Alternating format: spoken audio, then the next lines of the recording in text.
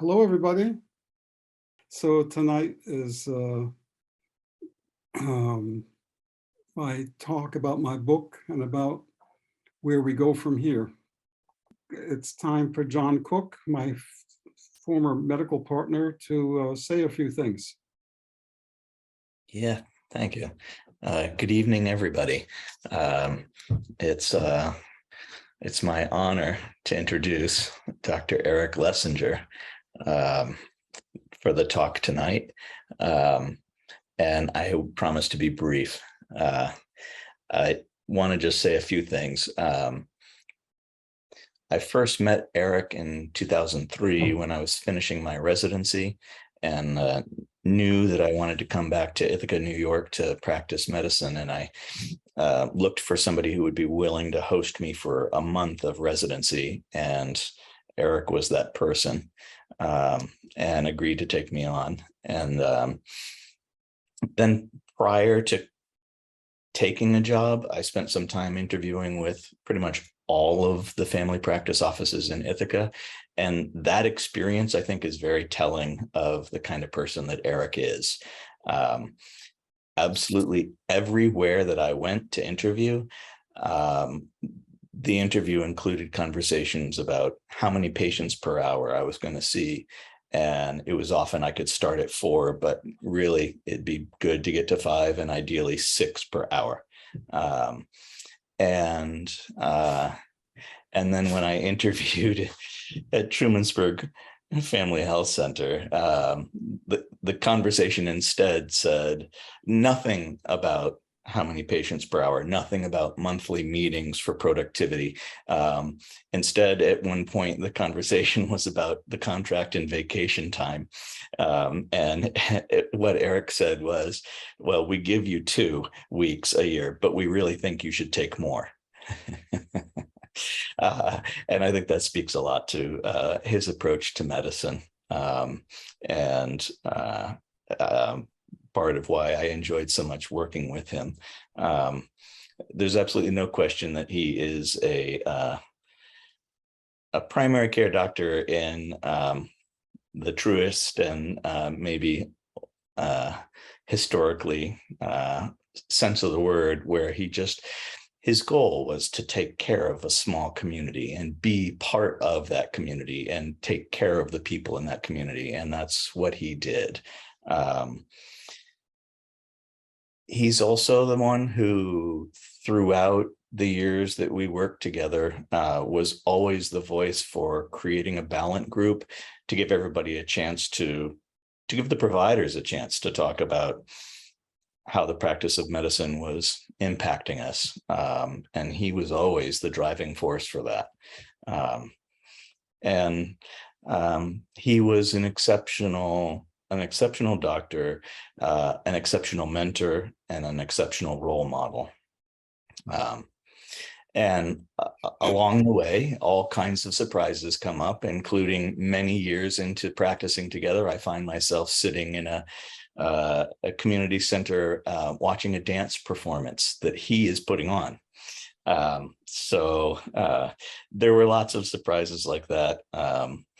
And I guess I will finish by saying that I think it's remarkable, but not surprising, that he uses the occasion of an event like this to talk about his autobiography, to also use it to highlight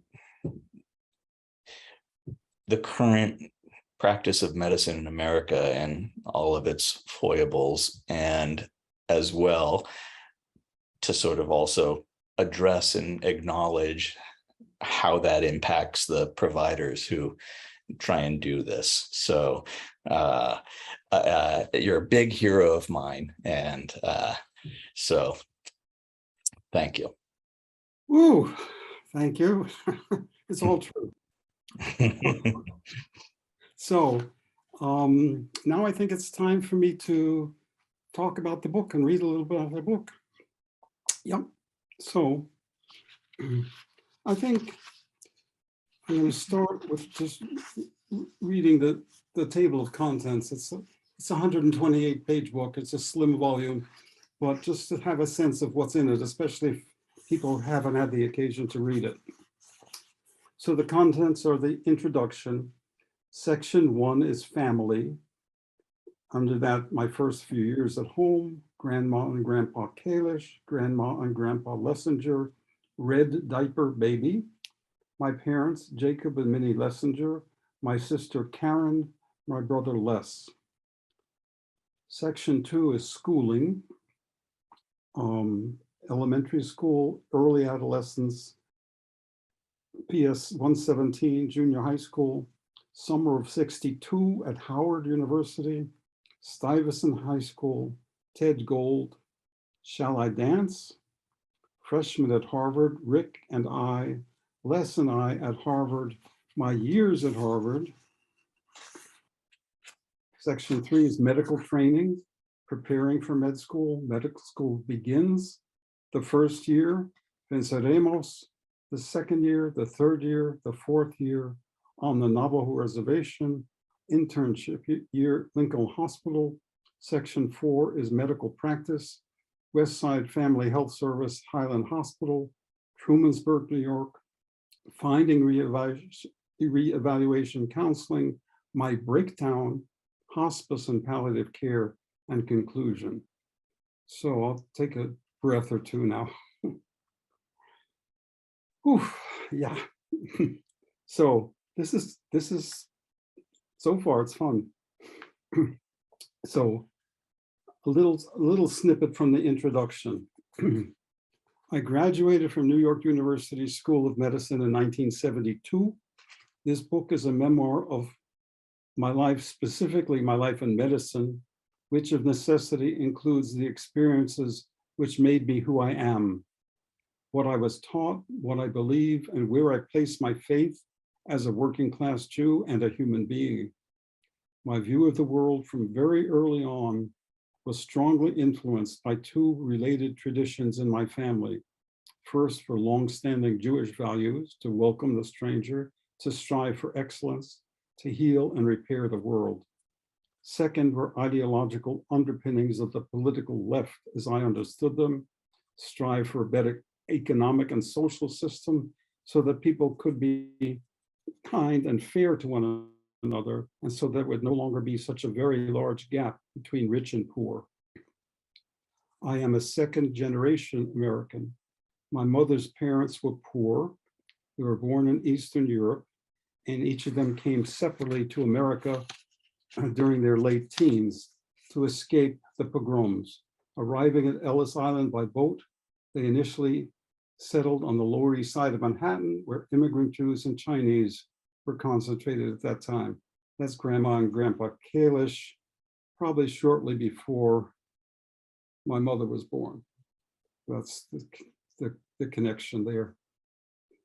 Schooling. Where are you in that picture?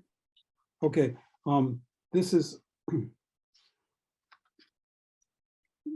a picture of my so-called graduation from 6th grade at PS 20. And I went there through grades 3 through 6, and I remember it well. First off, I entered partway through the school year. I knew no one. Others had been there since kindergarten. Secondly, it was a very mixed neighborhood. The place I went before was white. I would guess roughly 1/3 white, 1/3 black, and 1/3 Puerto Rican. Along Myrtle Avenue, ran elevated train, and on the other side of Myrtle Avenue from Kingsview was the Fort Greene Public Housing Project, which was huge, with 46,000 apartments built after World War II. It had all the ills of the projects: relative poverty, violence, and drugs, although there were few overdoses at that time. Kingsview, with fewer than 600 apartments, was an early attempt at neighborhood gentrification, which did not succeed until much later, after I moved out in 1964. So that's the picture. Oh, that's me in the background on the bulletin board. And if Nina can show it, the teacher, Mrs. Farrar, Evelyn Farrar, she's Yeah. Okay. I didn't realize that she was black. She wore pink pancake makeup. And she was a wonderful teacher. Okay. And there are two other people from that class who I knew. Okay. So then this time I was in high school, and Ted Gold deserves a chapter of his own. Let's see. Yeah. I don't, I still grieve for Ted Gold. There he is. Ted Gold wrote this thing, which is his way of, I mean, the 3 is sort of the silly things that would happen in instructions in the classroom. Answer 3, ask 3 questions. So for someone who spent three years in this place, you didn't turn out too bad. That's Teddy. And Teddy was one of the people who was killed in the townhouse explosion on East 3rd Street, I think, when they were, the weathermen, which he was part of, were making bombs, and that blew up accidentally and killed him and a couple other people. So that was tough. It's a special thing that happened there. Boy, I'm glad that Nina is keeping track of these things. So the other people I went to Stuyvesant with was me and Rick Quinones. And again, people put stuff, I put stuff on other people's yearbooks, but they put stuff in mine. And this is also typical Rick. I don't know if he's here tonight or not, but I dare you to beat me out for first in the class at Harvard. Okay, that's Rick. It still is. And he recently moved from Gloucester in closer to Boston. Then we don't have a picture of my graduation picture from Harvard. We don't need that. But it does say prepared at Stuyvesant High School. That's the way they talk. So then, I finished Harvard and I went to NYU Medical School, and everything was 4 years apart. So I graduated from Stuyvesant at 16 and a half, from Harvard at 20 and a half, and from medical school at 24 and a half. Bing, bing, bing. But there were 2 things I did that I was proud of in the summer between medical school, between Harvard and medical school. One was I gave up the student deferment. There was a 2S classification. And I said, if these Black and brown and young people, and poor people are being drafted and sent to Vietnam and don't have the privilege of having a student deferment, I should give it up. I did, and then the draft ended, so I didn't get drafted. But the other thing I did was I decided to go to work for the summer at Beth Israel Nursing Home, which was near, oh boy, it was very near NYU. It might even have had some affiliation with NYU Medical School, but that caduceus thing stands for Beth Israel, and I was Mr. I was still Mr. when I was in medical school also, but this was my pin, which I saved from the time at Beth Israel. Good.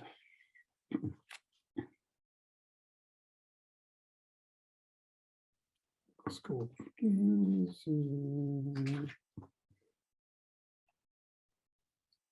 There's all these things that are interesting to me, but basically, I'm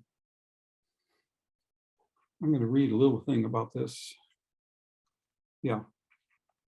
Project Hope was a humanitarian organization which had projects worldwide, including medical aid to the Navajo Reservation. It's a large reservation in Arizona, and it includes the Hopi Reservation within it. Reservation, jeez. So I worked there for 2 months as a sub-intern. That is, I was not yet an MD, but I would be going into my internship here after graduating from medical school at the end of that year. I worked at Sage Memorial Hospital, which had been established years earlier as part of the Presbyterian mission, whose small, all-white medical staff still had a Christian missionary feel to it. The staff were self-sacrificing. They didn't allow themselves to feel much, and they seemed distant from their Navajo and Hopi patients. The whole scene made me uncomfortable as a Jewish kid from Brooklyn. And this is a picture of 2 women, probably different generations, outside their hogan, which is a traditional Navajo dwelling. There's no chimney, there's a smoke hole in the middle, a fire in the middle, and the smoke goes up from it. It's made of clay and some timbers. There's no plumbing. It's pretty primitive, and some people still use those, and some people have houses. But it's still common, and you can see the clay is a sort of red, and all that stuff out in Arizona. You can see a canyon in the distance and that sort of thing. Yeah, I can point to it. You can't see it. Anyway, so that's good. And we're getting close to the end of the snippets that I wanted to read. Okay, next is I finally, here we go. I received a diploma. I was Eric Lessinger MD. There we are. Now this, I'm 21 years old, right? It still says Eric Lessinger, no Mr., no nothing. But that's the picture they had, not when I graduated, but they didn't set it. A lot of people had it all, set up to show them and their wives and their cigars and stuff like that. But the other thing to notice is I'm not wearing glasses now, and I don't have a Jew fro anymore. That we all wanted to be black. Isn't that interesting? Sort of. We're close. Internship here, Lincoln Hospital. Okay, so now to continue this talk, I'm going to ask my buddy Jim Berger to ask me some questions. And oh, there I see all the people. My goodness. Oof. That looks like Jack. And oh yeah. And my cousin Paula, lots of people. It's sweet, very sweet. Okay. So okay, I have a few questions for Eric. I'll just say that I met Eric in Rochester, New York, I want more to than 50 years ago. Okay, can we spotlight me and Jim? We are. Just, okay, your speaker view. Okay, we're on speaker view. That's fine. So one question I had was, when did you first think you might want to become a doctor? Yeah, these are all interesting questions. So let's see. Jean Shantz. So it was when I was already in Harvard. I had some good advice from my brother, which was to take certain survey courses that were special courses at Harvard. One was a course by George Wald, Nobel Prize winner, who taught NatSci 5, I think it's called. And it was a biology survey course. And there was another by somebody Woody Wordsworth is what we called him, who did a music survey course, and there was Fine Arts 13.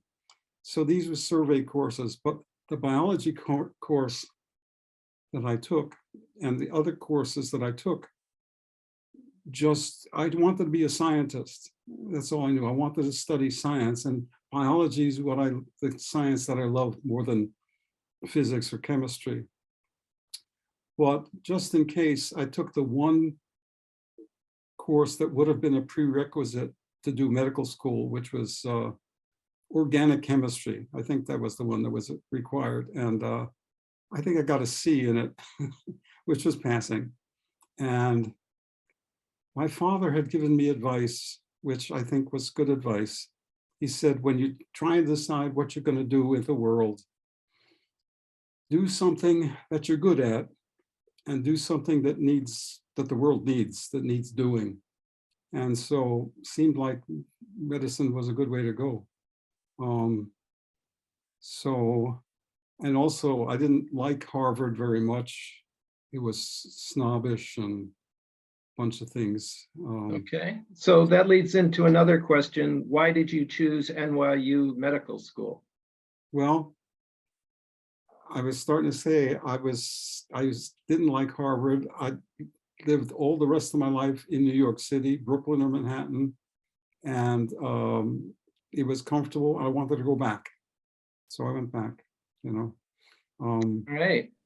Were you disillusioned when you started your medical training? Was there a big gap between, your ideal of wanting to be a doctor and the reality of your training? Let me think. There's a bunch of things in there.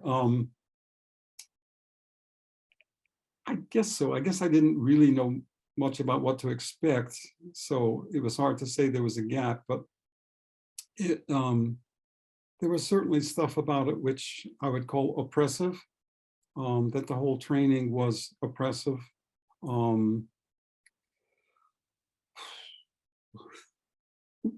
I'm looking at all you folks and trying to figure out who you are. I mean, I recognize a few people, but not everybody. Sweet. So I mentioned, for example, it was in some ways sort of dehumanizing. Like in the very first year, the only contact you have with patients is a cadaver. Was a human being at one time, was still a human being, but very dead, and was pickled, was had injected with formaldehyde or whatever it was. So it didn't smell very good. Anyway, the point is, 4 of us are around this table and cutting up this person. And some people gave their cadaver a name, like Fred. And that was an attempt to be human. Oh, that guy, I know that guy too. An attempt to be human. It was sad, And then we still did. The first 2 years were pre-clinical, so we didn't spend any time in the hospital. And the 3rd and 4th was a whole other hierarchical, humiliating bunch of crap. So yeah, I guess it didn't meet my expectations, but at some level I wasn't surprised. The one good thing was that there were a lot more Jews at NYU than there were at Harvard, and there wasn't, and people were not snobs. Okay. Could you talk a little bit about your why you chose family practice and then you went into hospice and palliative care? Yeah, sure. Well, I had a GP growing up, who came to the house occasionally, who gave me shots, which I didn't like, who gave me smallpox vaccination and all that sort of stuff. Gave me Salk vaccine before Sabin came out, so I had the shot and then the drops. And he was okay. He also took out my tonsils, which I didn't appreciate. So he was a Jew, Carl Cohen, But he wasn't really, what was the question? How how did you choose to be a family doc Right, and then okay. transition into hospice and palliative care? Well, it's interesting because that guy was a GP, general practitioner, and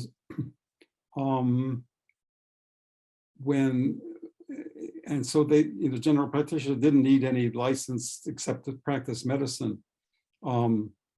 But just around that time that I was training, family practice was coming in to being, and that's why I wound up getting certified as a certified family practitioner. Actually, before that, I went to Lincoln, and I still wasn't sure about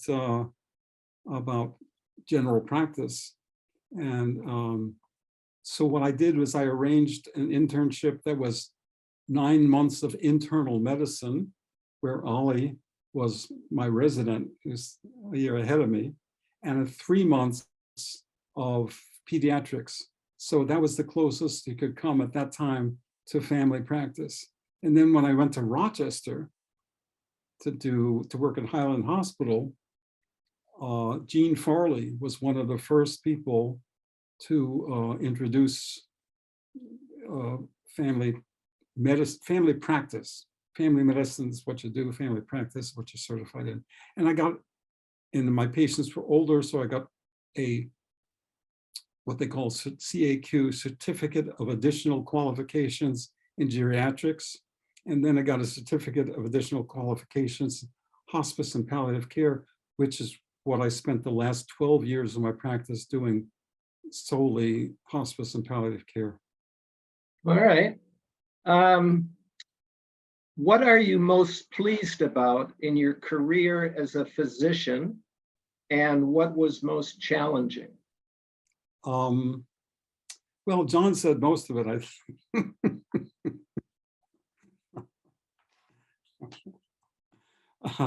About, well, one thing is I never worked for anybody else.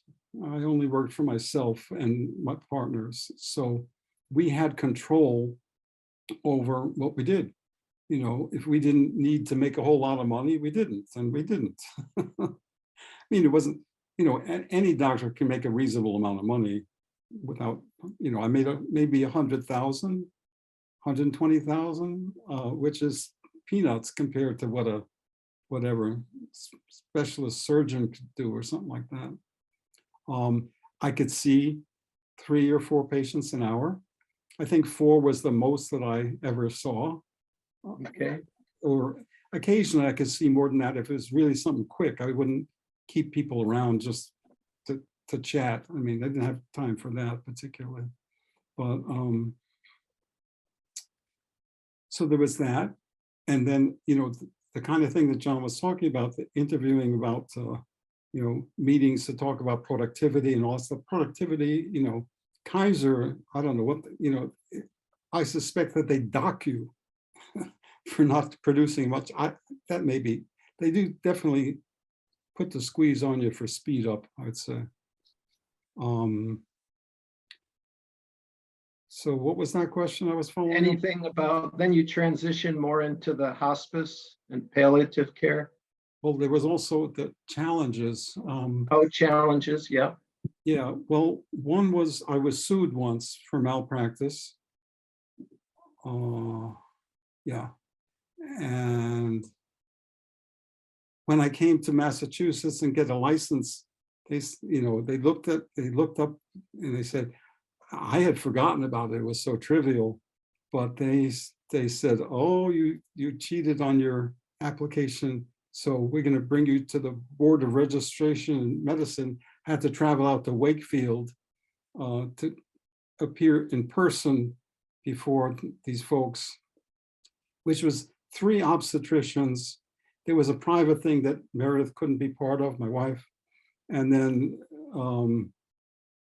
I summarized what the situation is. And one at a time they said, no problem, no problem, no problem. It was over. It's like, Okay. This came out to Wakefield. So there was that, and there was also an accusation. There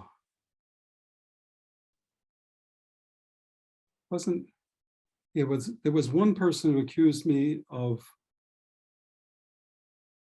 inappropriate touching or something like that, and somebody said, you're a fool if you don't have a chaperone with you. It's like. Okay. Okay. Early on, would you want to say more? Well, you asked me about hospice, but go ahead. When you were going through the table of contents, you said something about RC, reevaluation counseling. Is something you'd like to share about that? Yeah. I got to be thoughtful about this because it's something that not a lot of people know about, and there's probably a lot of misinformation, what I consider misinformation out there. So,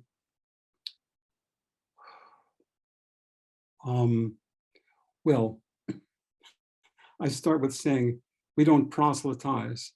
We don't hand out the watchtower as a Jehovah's Witness and on the street and say, join our thing. We don't do that. In fact, we don't really advertise at all. People hear about it word of mouth, and in terms of people joining, it's always based on a one-on-one connection. What do people do? There might be people listening who have no idea what you're talking about. Well, yeah, reevaluation counseling is a kind of peer counseling where basically one person agrees to listen to another person for a particular period of time, and you try to share the time equally, and basically you just listen. You don't interrupt. You don't put in your ideas or that reminds me of blah blah blah. You just listen, and it's called co-counseling, but in Spanish it's more appropriately called, they call it co-escuchar, co-listening, because it's not, counseling sounds too much like psychiatry or psychology, and this is not that. Although sometimes people use both, but. And why has RC been important or useful to you?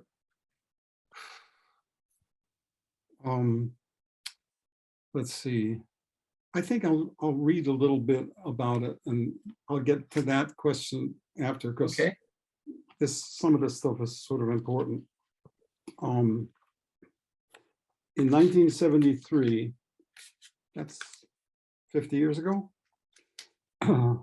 I was about 25 years old, and my psychologist friend, who was in a men's group with me, non-RC men's group, told me about a public talk being given in Rochester by a man named Harvey Jackins. His talk was called An Introduction to Reevaluation Counseling. Harvey was about the same age as my father. He and my father had a lot in common, as I saw it. They both rejected the capitalist system. They thought that at this stage of human development, we could do a lot better. My father was openly communist Jew in New York. Harvey was not a Jew. He sounded like a communist. He had been a member of the IWW, International Workers of the World, in the Northwestern US. But Harvey was also very animated. He seemed both relaxed and intense, and at the same time self-confident. He made eye contact with many people, including me, and he seemed pleased with me as well as with himself. So this is the guy that kind of got reevaluation counseling underway. And that's important because he's dead now, but he started something big, which is now spread to, I think, 90 countries, including many African countries, which a lot of other organizations don't come close to. I think, is it time? Yeah, it's time now to read the dedication page at the very beginning and show it, which Nina will show. It says, in memory of my many mentors, especially Jacob Lessinger, my father, 1911 to 1987, and Harvey Jackins, the founder of Reevaluation Counseling, 1916 to 1999. And there's Harvey wearing his typical beads. And there's my father wearing a corsage at his 50th wedding anniversary or something like that. And so that gives you a little flavor of what they're about, what it was like for them, for me. And what I'll say, I don't have to read this part, is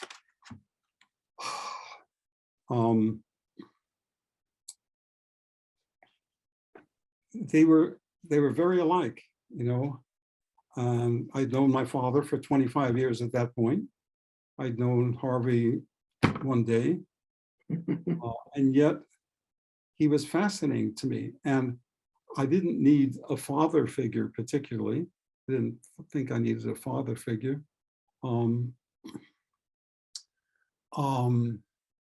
again, my father was more of a known quantity than this guy was, who seemed kind of wild. And so I went through a long period of sort of trying to figure out who to follow, essentially, who would be my hero. My dad was my hero at that point. And I wrote my dad a letter, and he wrote an answer back, which I was very disappointed in, quoting Adler and Freud and all this psychiatry stuff, and telling me why this Jackins fellow was wrong. And so after agonizing, well, I think I actually tried it, because that's the other thing that makes a difference, is you connect one-on-one, and you take a class or start trying an introductory class, and it worked. I mean, and the thing about it working is that I think it's common knowledge that you know, when people have a good cry, they feel better afterwards, and that's true. Well, and then people do that in counseling also, but it's even more important that not only do you feel better when you have a good cry, but it allows you to think better, think more rationally. And that's why my book is called Stethoscope on Reality, because that's a tool that we use in medicine, a very basic, simple tool we use, but it helps us uncover reality from pseudo-reality, fake news, you know. Yeah. Yeah. And then you also talked about, you said a breakdown. Is there anything you want to say about that? Yeah, well, again, that's, you know, the last chapters of my book are Reevaluation Counseling, Breakdown, and Hospice and Palliative Care. Breakdown, yeah. Well, I was locked up in 1981 for 5 days at an inpatient unit in Syracuse, New York, University Hospital, which was 30 miles from Trumansburg, but it was the closest place that has an inpatient psych unit. So I was sent up there by ambulance. And there's a whole bunch of things to say about psychiatry, but we'll get to that. What happened, how I got to that place was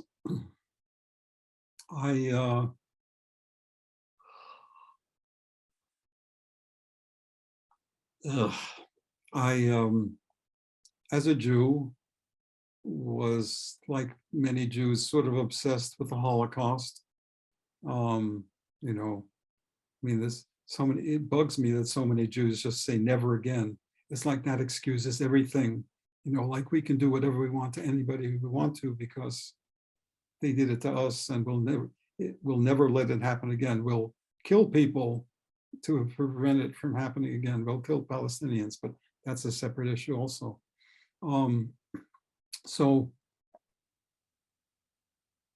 But suddenly I realized the Holocaust is over. It is over, and there's every reason to believe it's not going to happen again. Nothing remotely resembling 6 million Jews in Europe being killed is ever going to happen again. And I thought, wow, this is remarkable. This is a revelation. I was very excited about that. And unfortunately, I got into sort of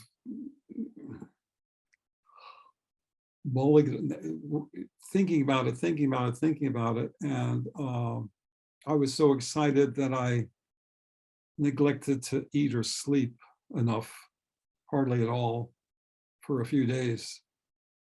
And a few days without sleep in particular sends you off the rails. And it made me, you could say, psychotic, out of touch with reality, and kind of paranoid and all kinds of stuff that just didn't make sense. So in a sense, it was appropriate for me to get locked up. The way I was treated was a little different because you have no say in what happens to you once you get locked up. And so when I got there, the first, you know, I was put in seclusion, it seemed like, and it might have been sort of a padded room with a little window that you could look out of, but it was soundproof and padded. And as soon as I got there, they gave me injections of Haldol, which is, you know, a first generation antipsychotic. I think people have heard more of Thorazine, because there's a thing called the Thorazine shuffle when you're on Thorazine, you know. Yeah. And so you know, the first day and a half, I probably peed and pooped. They're gone. They're just gone from my memory. That I don't know what happened. I was asleep. I probably slept for a day and a half. And eventually they put me on oral Haldol and so on. But I had no choice in what I was doing. You go up and, you know, the nurse hands you a cup of pills. You take your pills and you open your mouth and show that you've actually taken them, that you haven't tongued them and spit them out later and stuff like that. So I have, and I think almost everything in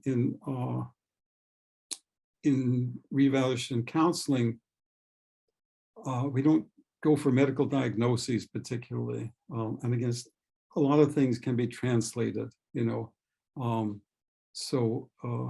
You know, what I had could be called mania, but it was just being overly excited. Right. So there was one bright spot, and I guess if this is in here somewhere, it must be in the chapter on my breakdown. Oh yeah, okay. There was one bright spot. A hospital aide who was an older Black man, and his title was aide, Robert. I was allowed paper and pencil at that point. I wasn't going to stab myself or anybody else with a pencil. He struck me as helpful and wise. He said, I was able to write them down. Yeah, that's why I remember these. We're all on the right string. It's just that we yo-yo different. And that's what life is about. There's no book on you. So then Susan, my wife at the time, signed me out against advice after just 5 days, because that was all it took to get me back to some semblance of myself. And I've not have to go back again. I don't have, again, with the DSM-5 now, I think it is,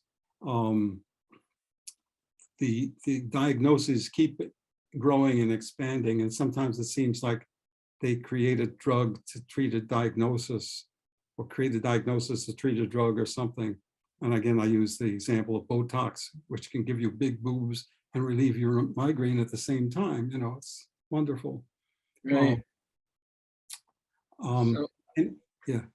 Well, I have more questions, but I know there's other people you want to bring into the conversation. So should we keep going, or it's almost 8 o'clock, 7:55? All right. I should have brought in Lucy Candid earlier on, because when I showed my picture graduating from medical school, she graduated from medical school at the same time at another institution, and she is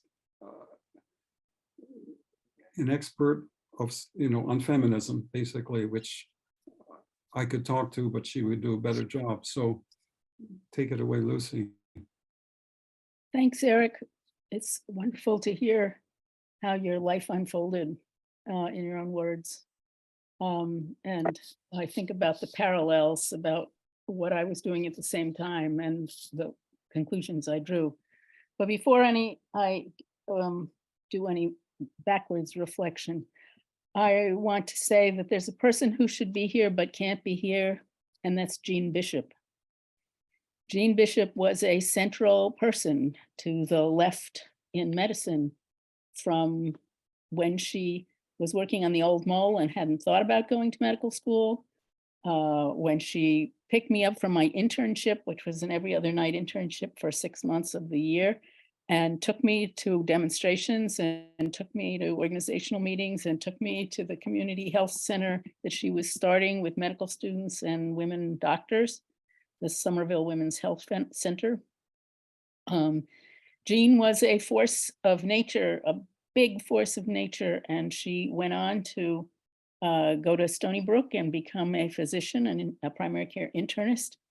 And Jean's career was marked by having developed chest pain when she was in college after drinking alcohol, and she went to the Harvard Health Center, and a very smart allergist who happened to see her got a chest x-ray because somewhere in his brain he knew that alcohol could be pain in relation to alcohol could be a symptom of Hodgkin's.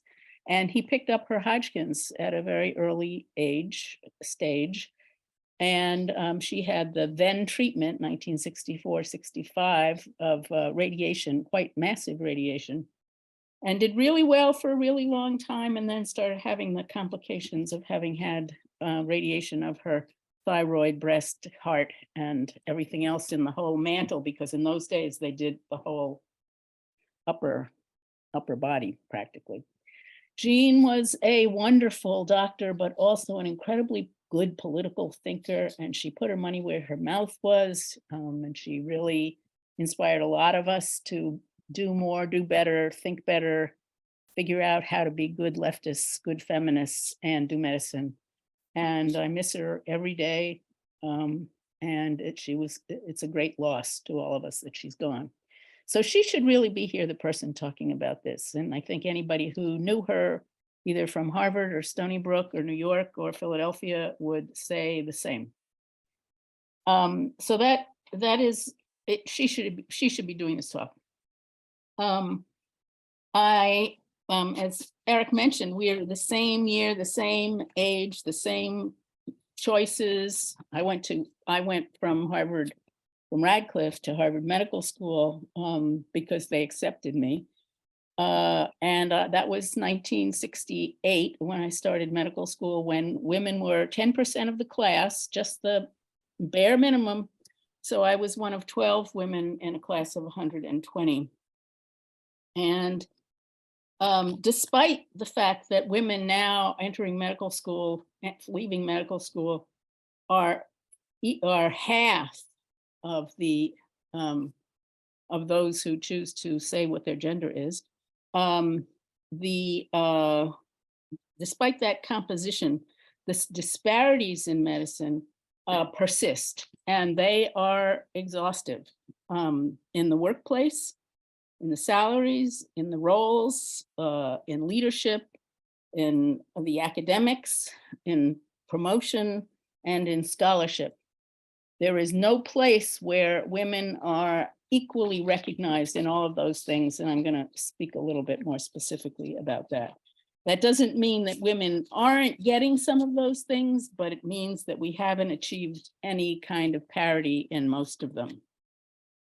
But before I go there, Nina and Eric said they wanted anecdotes.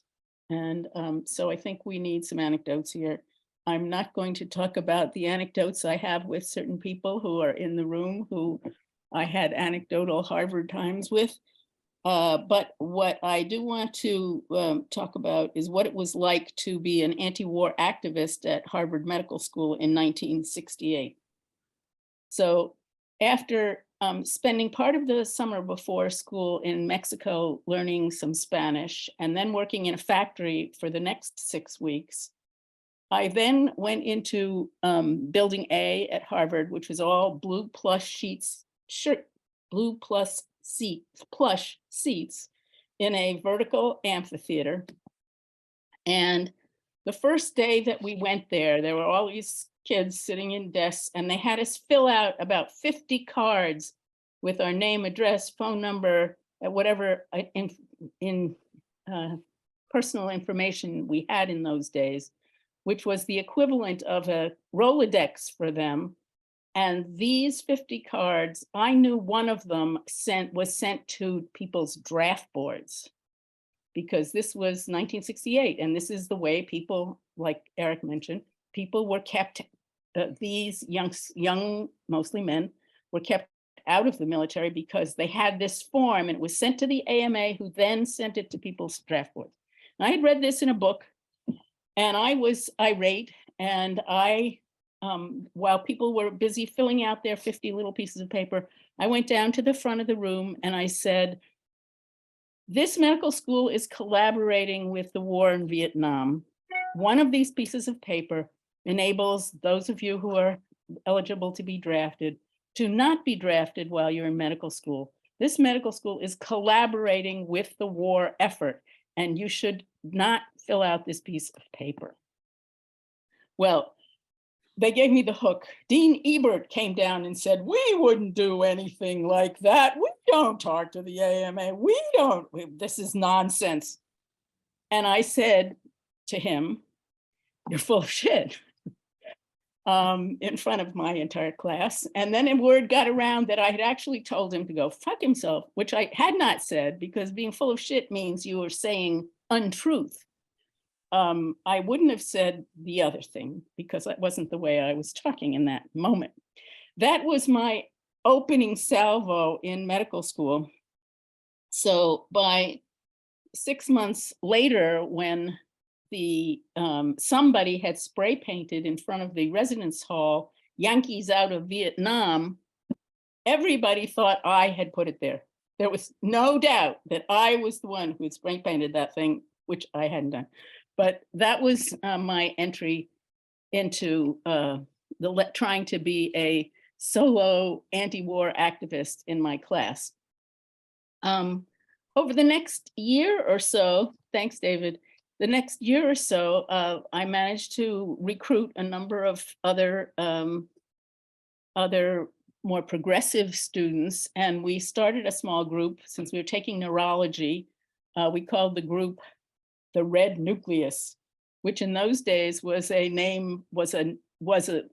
term for a portion of the brain very deep in the brain. Now, I don't know what it's called now, but that's what it was called then. And I had bought myself a mimeograph machine in West Virginia. So we could actually reproduce our newsletter. And that was the beginning of other anti-war activities, like raising a North Vietnamese flag from the main building of the medical school that was up for about 3 hours before they figured out a way to get it down. So we tried. Now that was all preclinical. And then once we got into the clinical stuff, I had other struggles. The other thing that I was involved in those years was I started to be tangentially part of the Our Bodies, Ourselves group, which was formed out of people interested in women's health from Bread and Roses in Cambridge.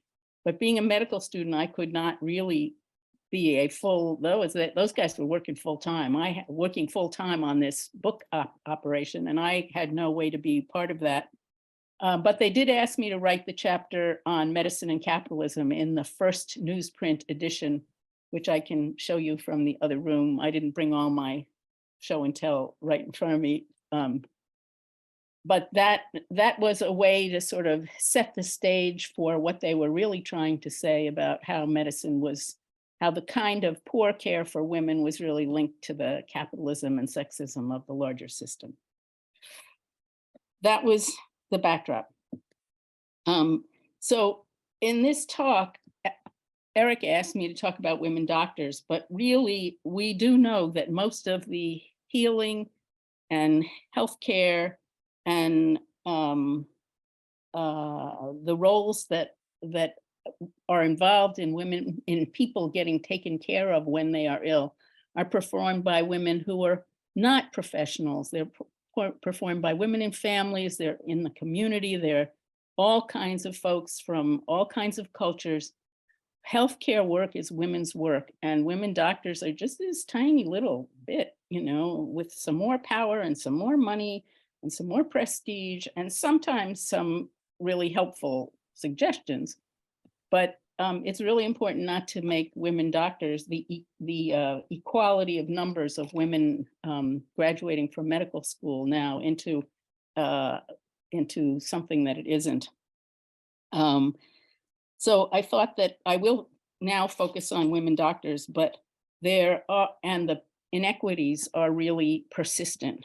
And because of that, I want to say that the one thing I think we should all be doing when we talk to women medical students, which some of us who are doctors do talk to women medical students, is that we need to have conversation with them about who they are, how they're going to have conversation with their prospective partners in the future, whether they're men or women. Most of the time, just the way the cookie is cut, most women doctors, probably more than a third and slightly less than a half of women doctors marry other doctors, and most of those people are men. So if that's what most women medical students end up doing, and they don't have this conversation, and this is the conversation, it's like any of the big conversations, like hospice, like, burial, like any of those things. If you don't have this conversation, then you end up someplace where you didn't know you were going to get to. And that conversation is, whose career is going to take the hit if we have kids?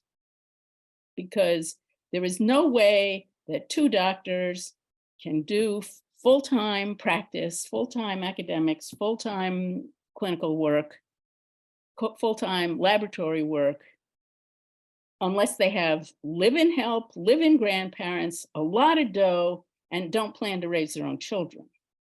So in most of the time, when it's a mixed gender orientation couple, it is a woman's career that takes the hit. The men have mostly not thought about it, and the women have mostly not thought about it, but then the babies come and they want the babies and they're good at babies, but who's staying home, and who has the longer maternity leave, and who's pumping, and somebody else is continuing to work full-time in his career. And that's pretty much been the pattern.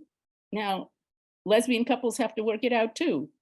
Men couples who adopt babies have to work it out too. But the more typical pattern is that the women's career takes the hit, and where women are part-time and have shorter work weeks because they're ending up doing the family work. And it's not just the child care piece. Even when you you put the child's piece aside, women doctors do an extra 10 to 20 hours a week of household work.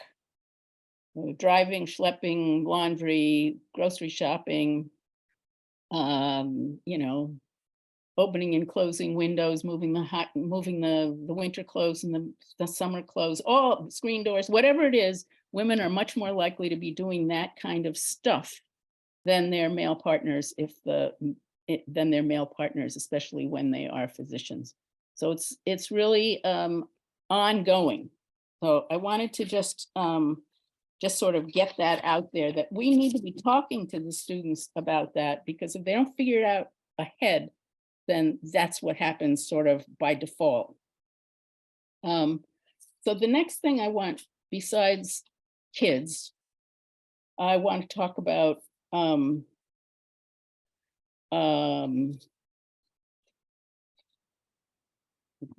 did that. Okay, gender disparities.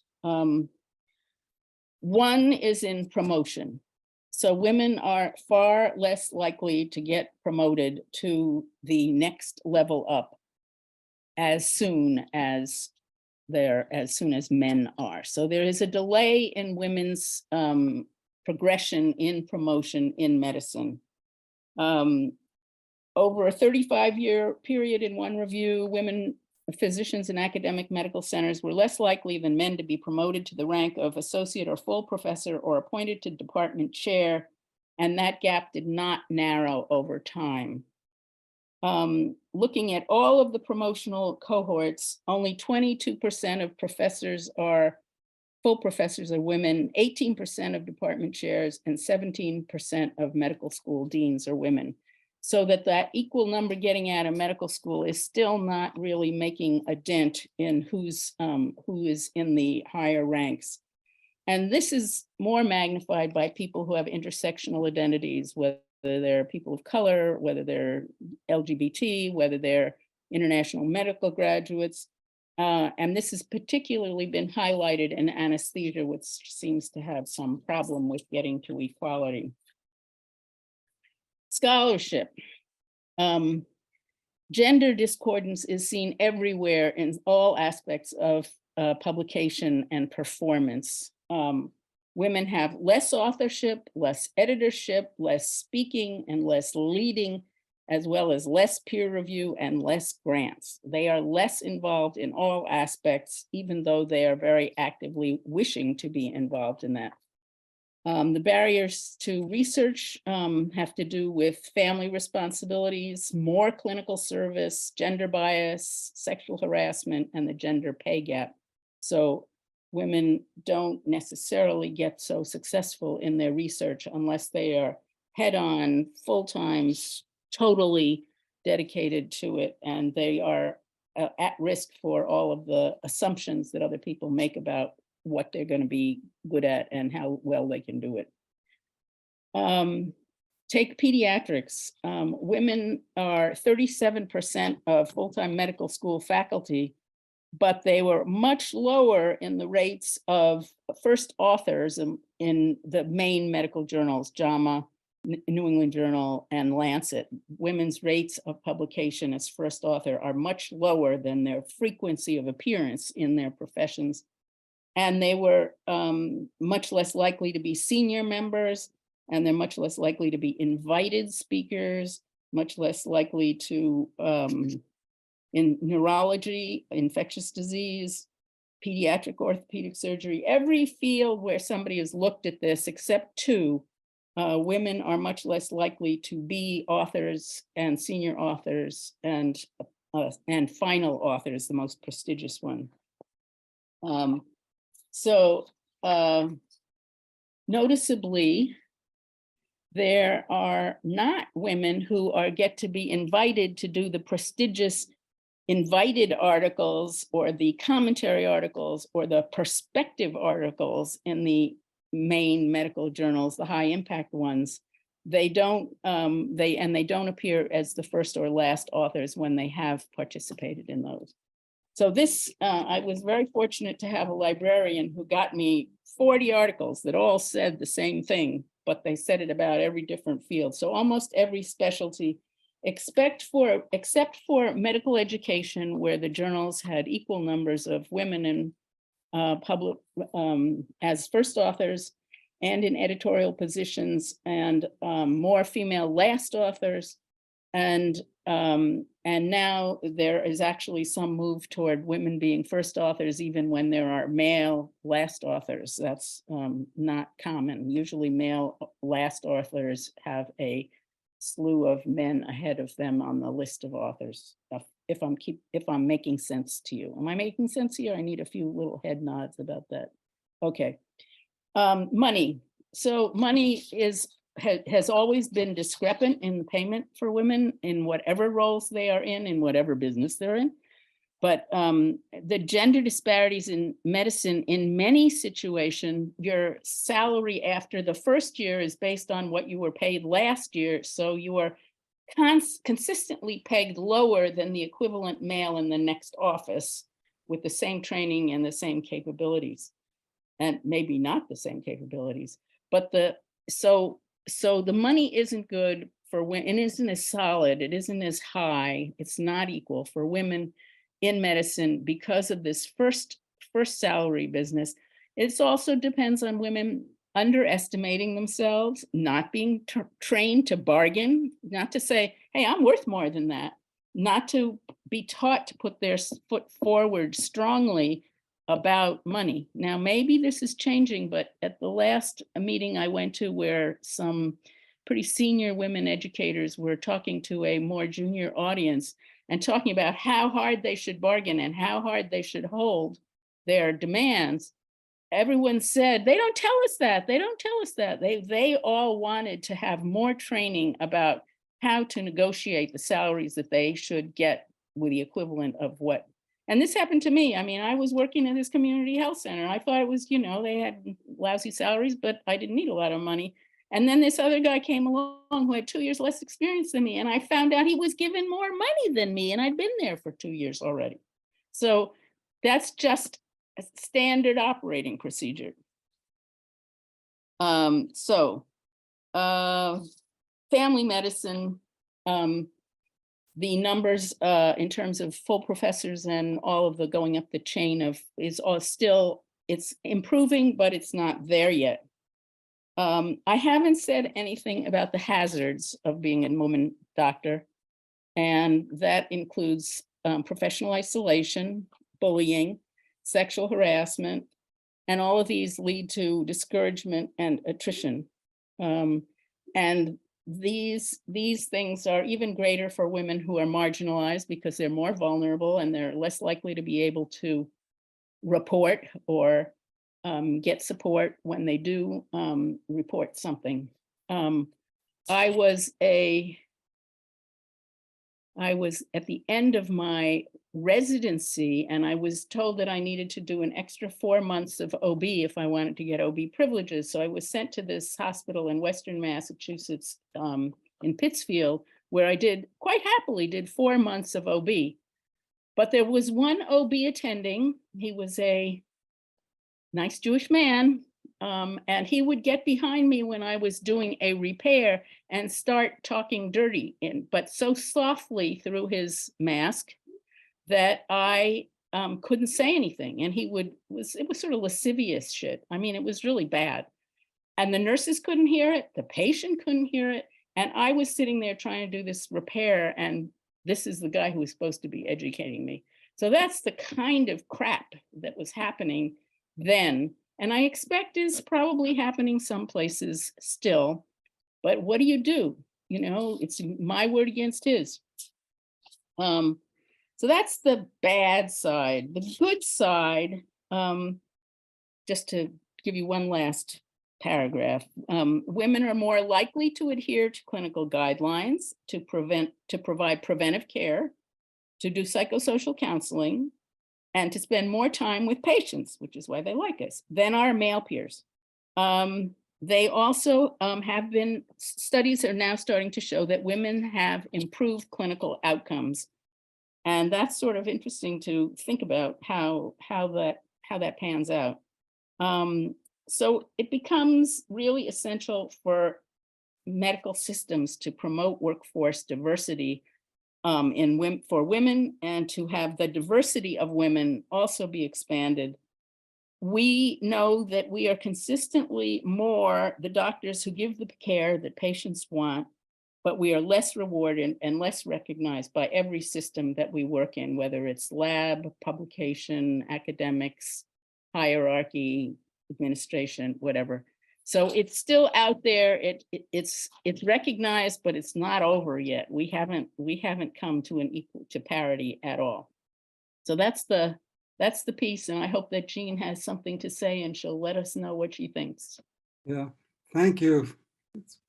It was quite the thing, and people are starting to leave, having to leave. So again, thank you so much. It was much more than I had anticipated when I asked you to talk about women in medicine. It was great. Thank you. But people are needing to leave. So we still have a couple of things that were on our agenda, which was questions and answers. And yeah. Ollie, we want to hear Ollie. Jeez, thank you. Thank you, Lucy. So, but it's the segue that we could use is you wrote the chapter on medicine and capitalism, right? And so we're going to talk about, the title, Where We Go From Here, Medicine and Advanced Capitalism. And Ollie I asked him to talk as a previous president of the Physicians for a National Health Program, to talk about some of the places where we might go and what the status of single payer is, et cetera. So take it away. Well, Eric, maybe people probably want to ask you some questions, and I'm willing to wait a little bit and hear from, what's on people's minds. So maybe what we should do is really give about 10 minutes for questions, and then I'll just give us a very brief 5-minute discussion of single payer national health insurance. Yeah. Okay? Yeah, so we need Nina to help us with this, I think. Yes. Would you like, I can let people unmute, and they can unmute themselves if they want to ask a question or make a comment.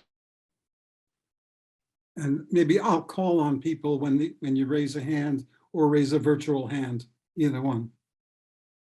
And I can also let you know if someone unmutes. Okay, yeah, so it says iPhone. Who are you? You're muted. They have not unmuted. Oh, I just unmuted. I think I just unmuted iPhone, whoever's is it. Okay. Yeah, go ahead. Hi, my name is Joan Lee, originally Joan Mascalitis. And I'm Elementary school. Elementary school. It's been about 65 years, but who's counting? I wanted to ask you if you were aware of the hellish lives children were living. I lived in Fort Greene projects.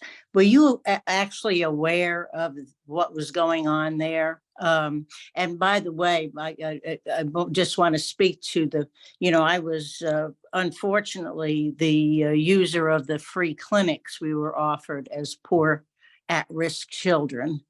And that was pretty hellish too. But I was wondering if you knew it, how early on you knew about that area and the health care that was afforded to us. Is this addressed to Ollie or me? No, to you. To me, yeah, I thought so. Well, I said a few things about Fort Greene when I talked about living on the other side of the tracks, literally. And it was literally, it was two different worlds. Okay, but the other side of the tracks, it was the Myrtle Avenue elevated train. Exactly, Okay. yes. Um, I was and- right on the street from your apartment houses. And I was aware that there were 46,000 units or thereabouts at the Fort Greene projects, and I was aware that it was, a dangerous place. I wasn't aware of the clinics. I wasn't into medicine or anything like that at the time. Well, yeah, we were kids. Yeah. But that was a terrible experience, having lived on that side of the track. I think one of the things that you're living there and growing up and going through your experiences, the same with me and in other ways, but I think it affected my teaching career because I chose to work with at-risk children because of my past and where I grew up. Joan, I'm going to cut you off because there may be other people who have questions. Oh, yeah, absolutely. We're at 8:25, so just Yeah. fine. Not Thank a problem. Good to see you. Other people?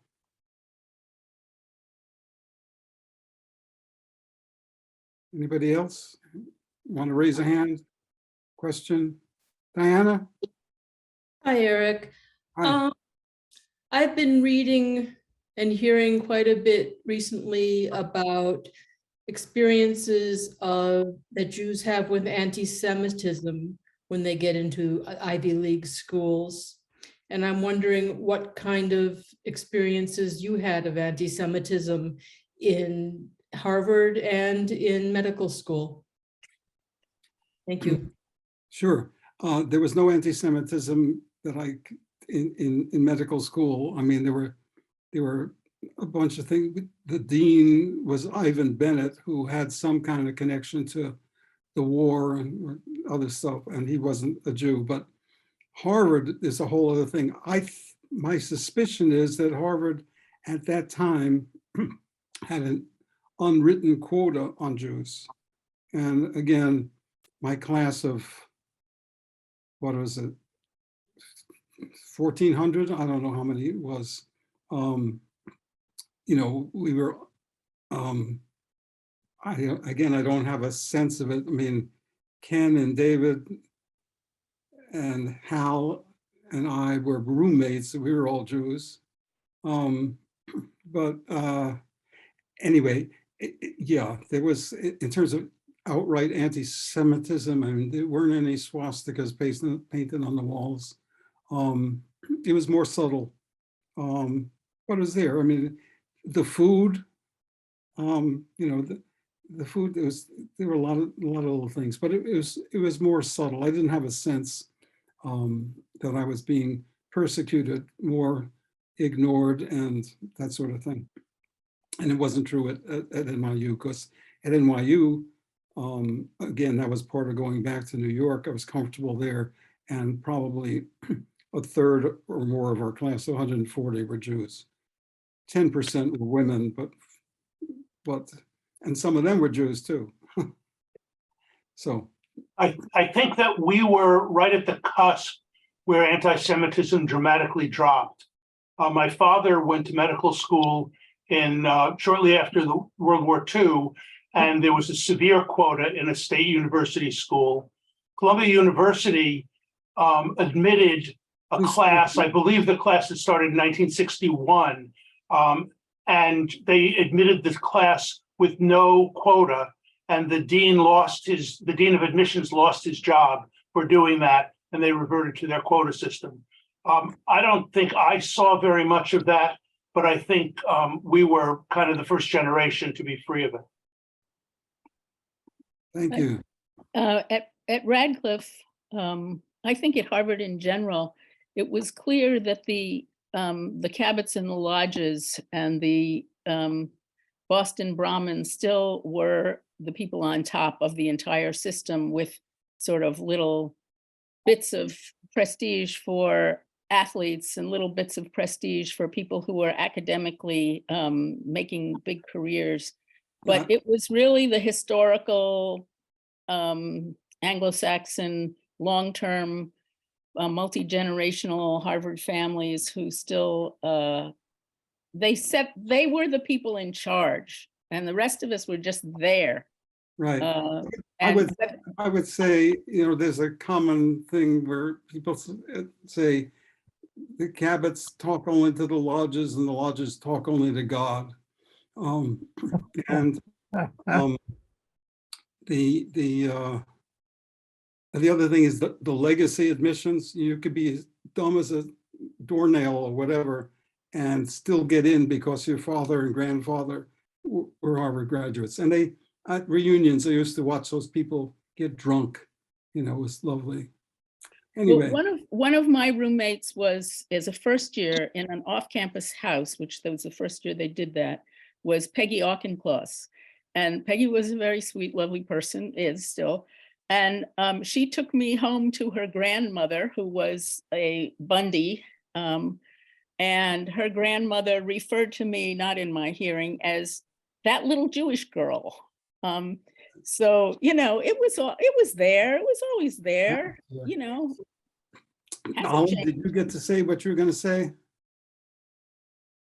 Well, would you like me just to say a few minutes? Yes.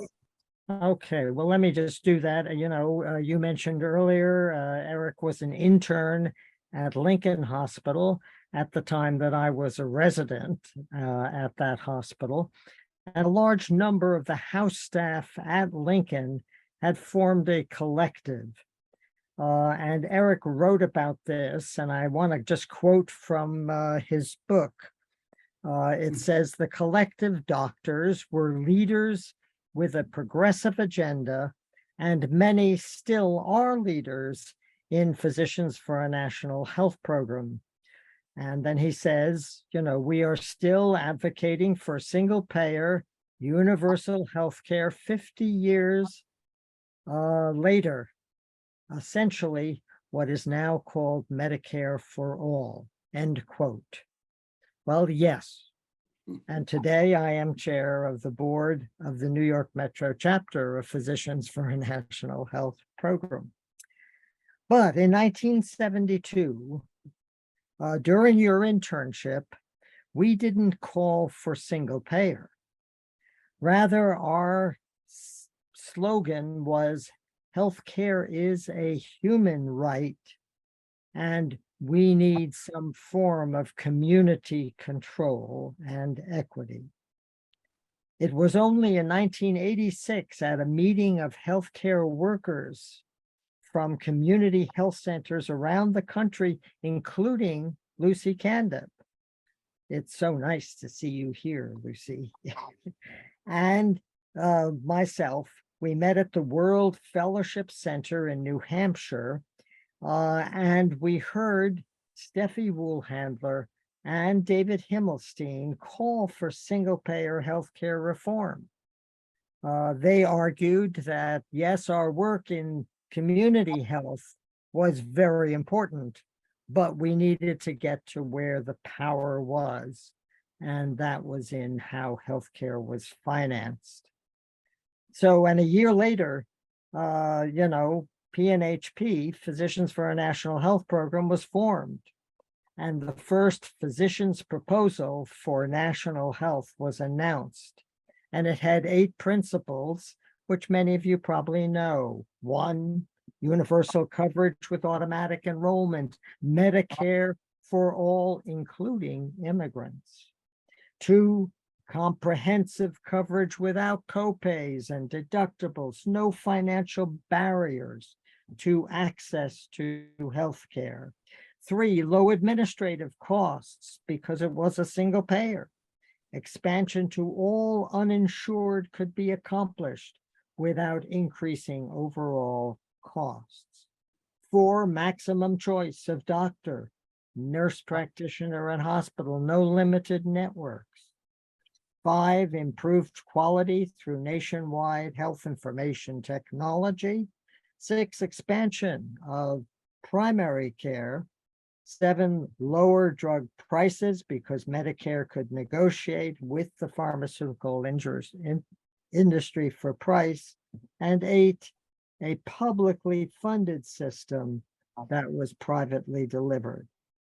So today, we no longer call for just Medicare for all. We always say improved single-payer Medicare for all. Why?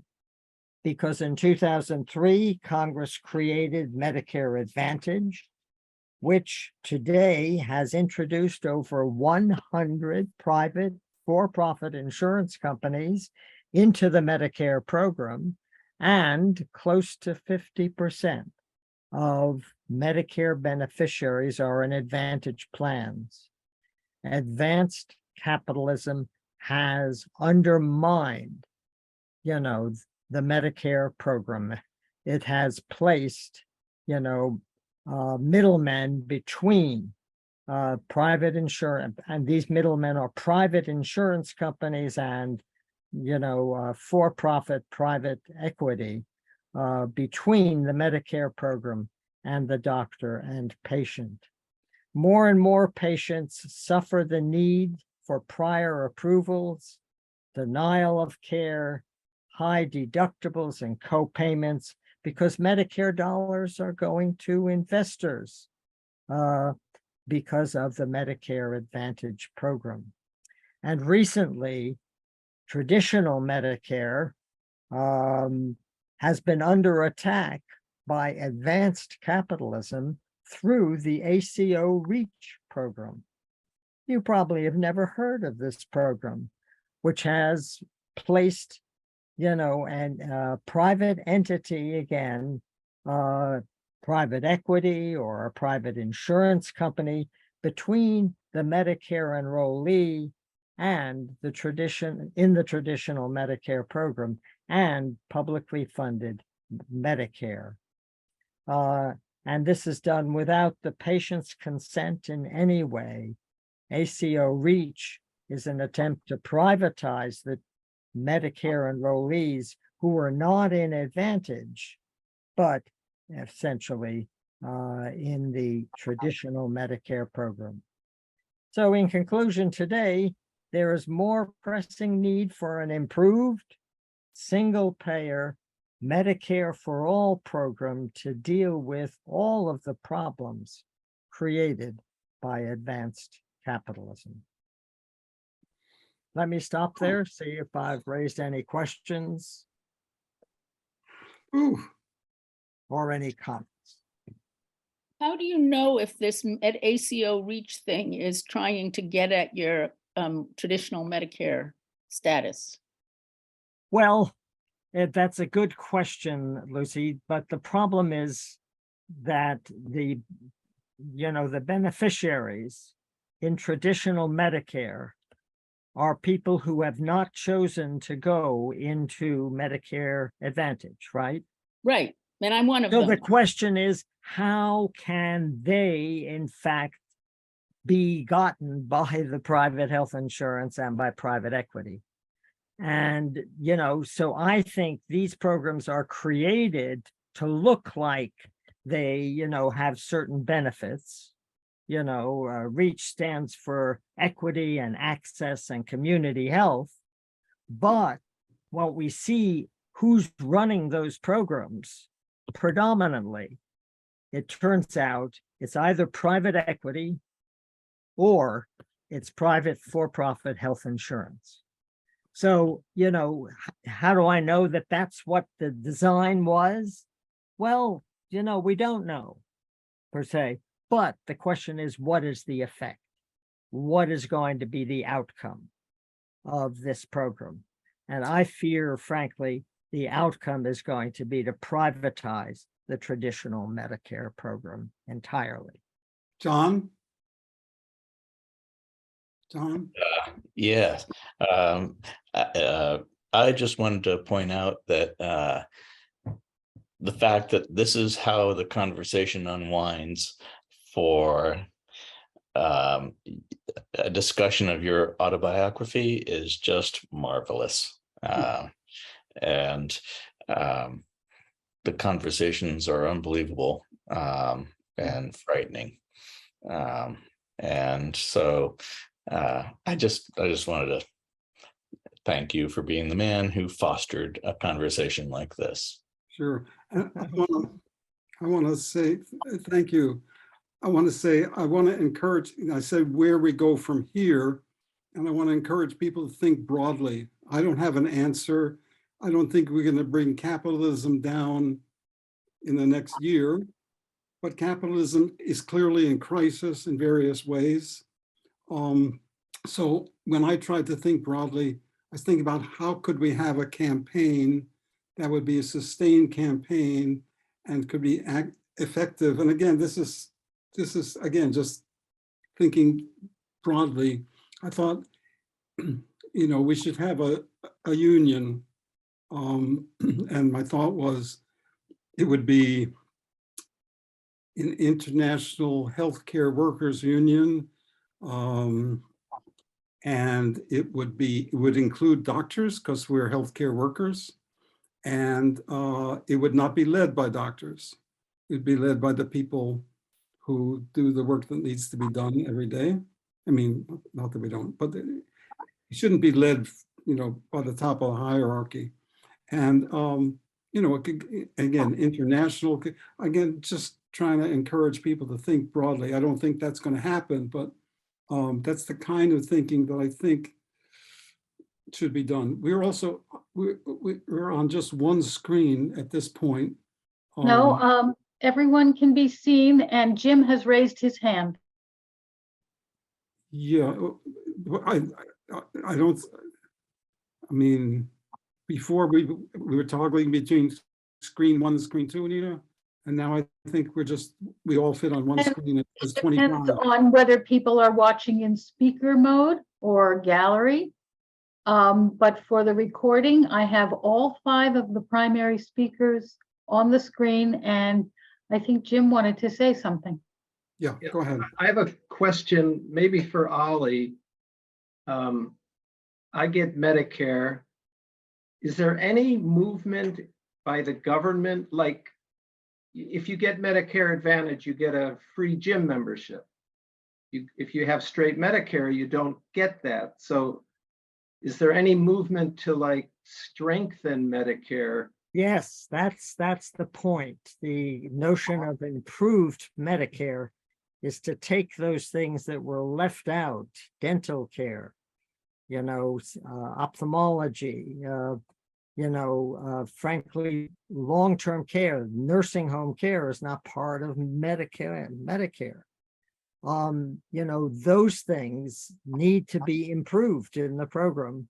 And, for instance, if you looked at the Biden Build Back Better program, that's what was in it, okay? Those things were included, essentially. And so there is a sentiment out there within the Democratic Party, although it's, how universal it is questionable, Okay. is to do those things. Now, the free gym membership, the reason that that's offered by Advantage plans is to recruit the healthy, right? That's how they make their money, is by recruiting the healthy. And then when someone gets cancer, let's get them out of Medicare Advantage and see if they can get them back into the traditional Medicare program. So it's it's a very, again, clear strategy, I think, on the part of private insurers. Thank you. Ooh, where are we now? Wrap up. Yeah, it seems like it's probably wrap up time, but whatever. Anybody else? Do I have oh, you're saying goodbye, John? No, I wanted to say something. Go ahead. As a recipient, this is such a multifaceted problem that,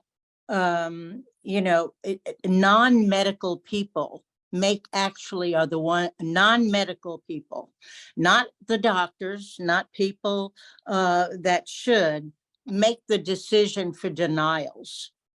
and they do not know the doctor, they're not a doctor, and they have no medical background. That's one thing.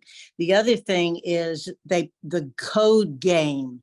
If something's covered, they change codes all the time so that it's suddenly. Literally. The influx of immigrants waters down our system and what we can do for Americans. The limited, but if you look at, I work for the state, and a little nuance most people don't know, I kept my major medical from teaching. I didn't get a supplement. Because of that, Medicare, what Medicare does not cover, my major medical does, but most people don't know that. I mean, and most people are not privy to keep their major. My state allows me to do that, but they Well, don't wait- cover anything. So there's a lot of pitfalls. So instead of getting a once a year exam, I can every 2 years now, I can get it every year because what one doesn't cover, the other one does. And the last point is the long-term care as you get older is prohibitively expensive. So that's that other issue. And I believe they made mention of that already. So those are the nuances and the facets of this are just unending. Thank you. Yes, well, you're absolutely right. There are all of those different elements here. Beware your, gap insurance or senior care insurance that you're getting is potentially going to be challenged. We have the situation in New York City where 250,000 retirees are being forced to go into a Medicare Advantage plan run by Aetna. And it's just an enormous, enormous problem. Whereas prior to this, most of them were in the traditional Medicare program with a senior care supplement that was paid for, that they had negotiated through their unions with the city. But this is a real problem, okay? And they're struggling against this very strongly at this point. And what we would argue is that a Medicare for all program, and one that was based on the traditional Medicare for all model would in fact really not allow this kind of ridiculousness to develop. So very important set of questions. And we've worked with the retirees, by the way. They won a legal case to not allow this to happen. But then the mayor has taken it up and tried to convince the, leadership of the unions, which he's been able to do, to go ahead and force everybody into Medicare a Medicare Advantage program. We call it a Medicare Disadvantage program, right? Actually, I think they're waiting for they're waiting for our demise. Well, that may also be true, but yeah, it's important though that people have a consciousness about these issues and fight against. Appreciate my friend being so brilliant, Eric. I appreciate you being at the forefront of this. I knew when I was 10 you were brilliant. So Yeah. That's awesome. Thank you. Okay, we all take a deep breath. I want to just sort of, mention or recognize some of the people who showed up here, some of the co-counselors who showed up just to support me, smile at me, maybe ask a question.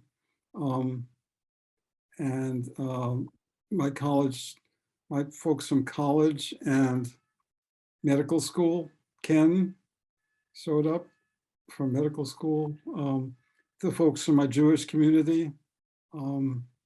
It's been, and Henry, you know, who was my brother's classmate at Harvard. It's very, very sweet. I think we can probably sing us a lullaby and get out of here. I don't know. Anybody have anything else that needs? I don't think I do. It's lasted just about as long as I expected, which is fine. What did my dad sing? Lullaby and good night. Da, da, da, da, da, da. Yeah, David. Thank you, Eric, for pulling this together, for writing your book, for everything. And I want to make a suggestion, which is that all of the people who registered for this program tonight, you have their emails, and between Ollie and the work that we're doing out in Washington State, working with national allies on to build a campaign against the privatization of Medicare and to build the campaign to expand and improve traditional Medicare. I think that between Ollie and the work we're doing out here, and I'm sure others also here, we could probably put together a very short set of things to share with everybody to sort of fill people in on some of the issues we touched on in the last portion here and what people are doing about it. So does that seem like a good idea? Sounds good to me. Lucy?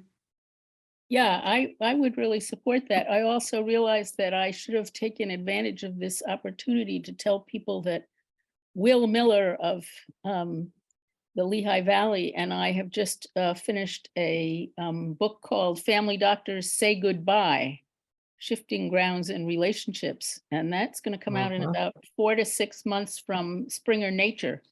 So if you want to see what people are saying about as they leave medicine or leave certain parts of medicine for another part of life or work, we have a great set of authors who have contributed to the volume, and it looks really good.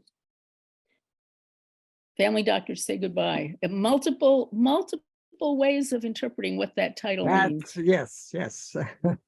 Not lost on us. We knew that. Yeah. I want to recognize also my friends from Trumansburg who are here, David and Roxanne. I didn't know I had your correct email. It kept going, but anyway, looks like you got it.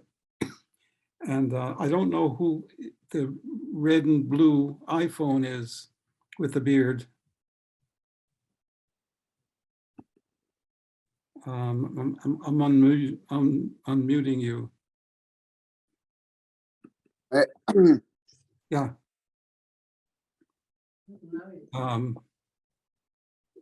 Yeah, you with the iPhone and the green, I mean the red and the blue. Wait a minute. Oh, there we go. It's Nat. It's Nat. Nathaniel Stillman. Oh my God. Oh my goodness gracious. Yeah, Hey, that was on, but I didn't realize that you were. And listen, Eric, Get another roommate. you told me at a reunion about the breakdown, Wow. and I Oh, didn't right. get it. Right. Oh yes, we And shared so, that. hey man, we gotta talk. What are you doing Saturday? Now, I hate sort of to introduce this, but did you have complications from your treatment? I'm pretty sure. Well, I did the shuffle until they got a miracle drug called lithium. Well, that's what I'm which saying. Lithium killed your a kidneys. natural element. So to make money on it, you have to put in a form, a slow release form. Mhm. You know, it's in batteries. So anyway, lithium. James Taylor says lithium stole my soul, but lithium gave me a life. Okay, but I have a cousin there was He was on malpractice, lithium, and I think he's on dialysis. and they As a did result of not lithium. check the creatinine. So I'm on dialysis, Okay, and happy to say that it works. Medicine works good. because men and women have made the discoveries and made the practice. And, you know, I want to expand Medicare, but I have to say, I don't know Yeah, but like how I Lucy would was have saying about afforded the cancer. Gene, you know, the treatment at the time was mantle radiation, big doses. And I think there are reasonable alternatives to lithium nowadays as well. Oh, there are valproic acid, lamictal. There are a lot of them. Yeah, so All I'm saying is I also developed multiple myeloma, and I don't really know how well either of them. You know, when I was a transplant candidate, the insurance I had was going to pay for it. And I don't know if Medicare would. Anyway, Medicare has to be to give everybody what I got, which is a lot. okay. I think we need a lullaby and then good night. I do. It's almost 9 o'clock, which is lovely. I guess Nina's not going to show herself, but she was the one who, Nina Kleinberg, was the one who gave me the idea of doing this because she does it for other groups. And she There appears. she is. She appears, the picture, the profile picture of her is on one screen, and before there was also an N at the same time, because she's running 2 computers at the same time. Right. And doesn't particularly want to appear on stage. So I just want to Hi. thank you. Oh, there she is. But I am in the book. Find me in the book. Right. Summer of '62 at Howard University, in case you have trouble finding her. We both look a little different than we did at 14. I was in that picture that you showed of the class, Showed, that class picture, oh, the students, Mrs. Farrar. oh yeah, absolutely. Yeah, yeah. There I were, was in that picture. I showed the book has about 20, 25 pictures in it. I didn't show all of them. So, and I didn't show the one of Nina. So, Did you self-publish, Eric? what's that? Did you self-publish? No, Fulton Books. You can find it. Don King was asking this, by the way, when he was on how to find it. You can Google me. You can Google Stethoscope on Reality. And there's also a page on Fulton Books, so I can't remember. The only thing I remember about it is the end part of it is stethoscope on reality.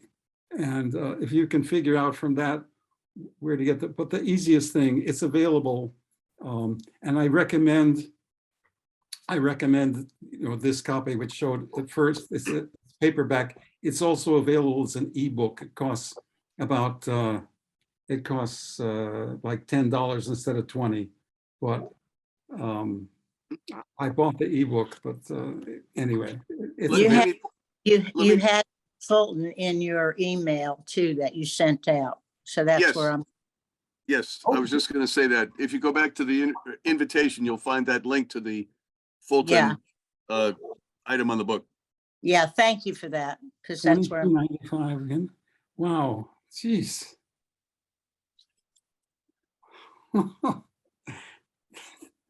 I had no idea that you had that one. I don't know where you pulled that out. Oh, I'm just full of surprises. Really are something else. I am very grateful for what I've got and the people around me and the life I've led so far. And I look forward to the next chapter. I was going to read the conclusion, but I don't think it's extraneous at this point. I just say, fuck capitalism. Let's get rid of it, more or less. Okay. Good night. Thank you. night. Thank Good you. night. Good night.